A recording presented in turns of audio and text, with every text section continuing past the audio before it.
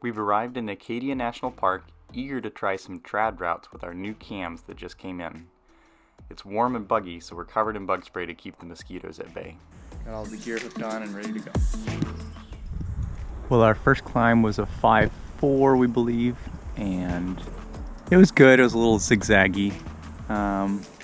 Emily's heading up a 5.8 right now. It looks a little more straightforward. This is a pretty gnarly 5.8.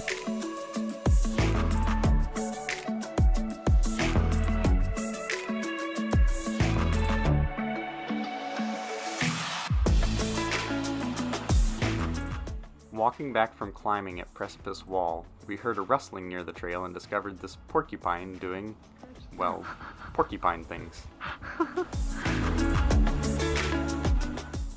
Back to the van, safe and sound. I took my first fall on trad gear, but it held, so I'm glad to know it really works.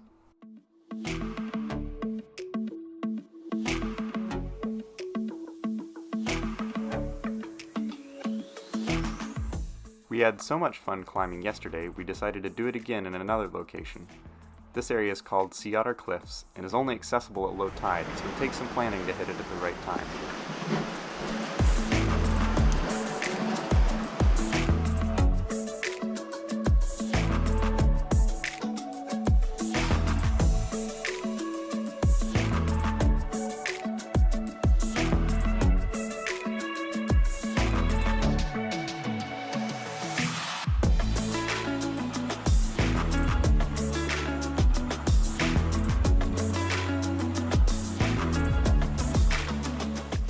On our way back from climbing, we decided to stop by and see Thunder Hole.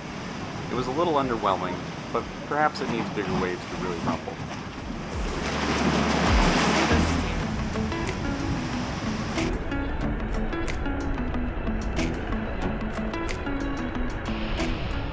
Well, we're in Maine, so we're having lobsters. Here they are. They're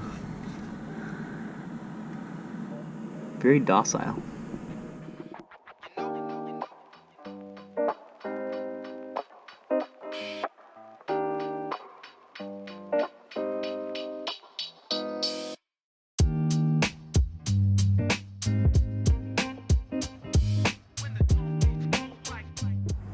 We are here in the Windy City, Chicago, Illinois, headed to see the bean.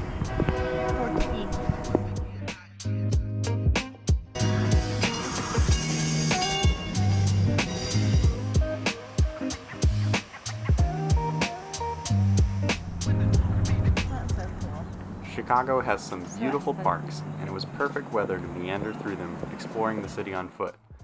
The bean did not disappoint either. It's truly mesmerizing to watch your reflection warp and shift as you walk around it.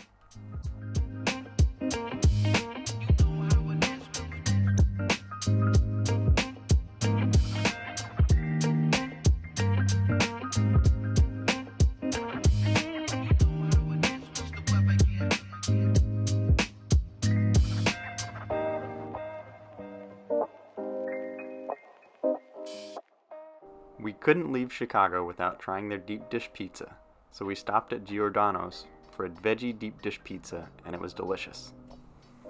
Also spectacular in Chicago are the potholes and traffic, although you won't find these on their list of attractions. We found this campsite on Ioverlander just below the Pemmican Falls on the border of Michigan and Wisconsin. It's definitely one of the most beautiful spots we've found, although getting to it was a bit of a challenge in our van.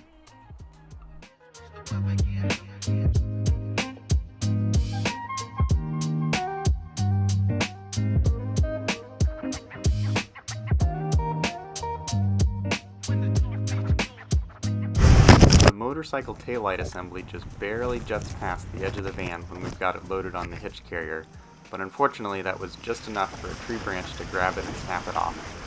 Thankfully, that was the only damage incurred getting in and out of the campsite, and a healthy dose of epoxy glue has since reattached the motorcycle taillight.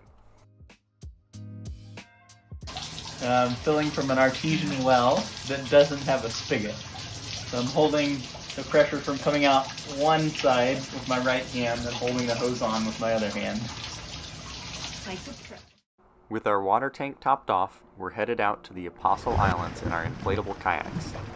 These sandstone sea caves are a blast to explore because you never know quite where the next archway or cavern will be.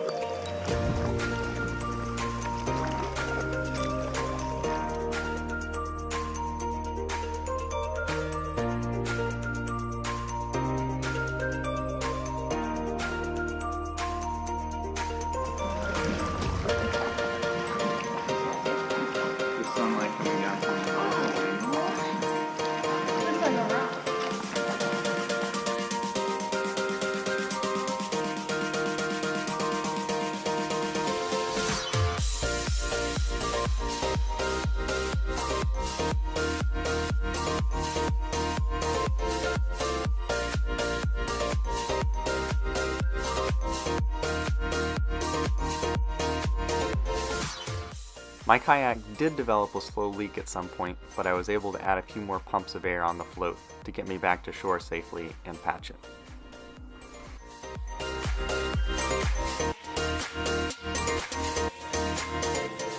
As a precaution against hypothermia in the event we capsized, we wore our wetsuits, but by the afternoon we were in danger of hyperthermia instead. I tried to cool off by taking periodic dips in the chilly water, but it was still pretty toasty in that wetsuit.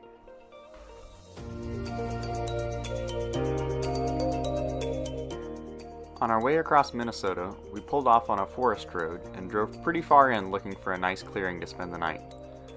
Swarms of horseflies engulfed the van though, so we opted for a small pull-off, since opening the doors was out of the question. Later that night, I woke to the sound of something swatting our radio antenna, and went up front to find an adolescent black bear standing on our hood, probably licking the dead bugs off it for some extra protein.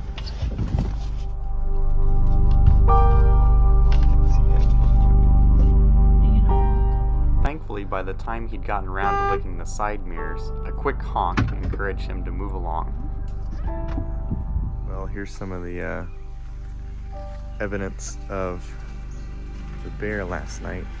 Not any real damage, just some sandy paw prints where he was climbing up on the van. We're settling in for some long days driving across North Dakota, but the scenery's still beautiful, if a little flat.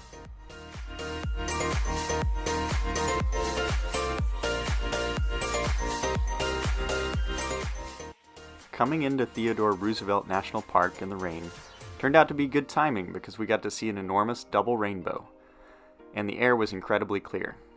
We were a little worried about the mud making the road to our site in the nearby national grassland impassable, but the road was firm and we were rewarded with these stunning views.